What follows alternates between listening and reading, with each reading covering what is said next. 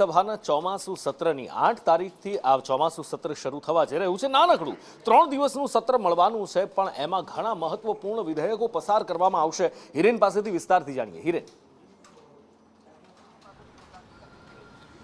8, 9 અને 10 સપ્ટેમ્બરે એમ 3 દિવસ વિધાનસભાનું ચોમાસું સત્ર છે।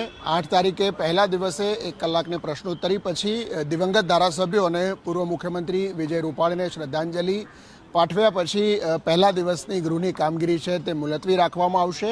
બીજા અને ત્રીજા દિવસ એટલે કે 9 અને 10 સપ્ટેમ્બરે જે કામકાજ છે એમાં 5 અલગ અલગ સરકારી વિધેયકો છે એ પસાર કરવામાં આવશે। જેમાં જોઈએ તો જે બિલ સામે આવી રહ્યા છે એમાં એક કારખાના સુધારા વિધેયક છે, નાણાં વિભાગનું જીએસટી સુધારા વિધેયક છે કે નોર્મલી દર 6 મહિને કેટલાક સુધારા જીએસટીમાં થતા હોય છે એ પસાર કરવું પડતું હોય છે।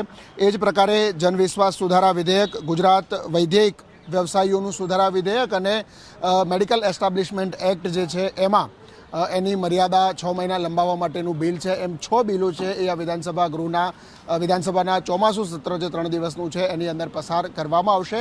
સ્વાભાવિક રીતે આ સત્ર જે છે એ 3 દિવસનું સત્ર હોવાના કારણે કામકાજ પ્રમાણમાં ઓછું છે, પરંતુ આ 5 સુધારા બિલો છે એ આ ગૃહમાં રજૂ કરવામાં આવશે। પહેલા દિવસે વિજય રૂપાણીને શ્રદ્ધાંજલિ આપી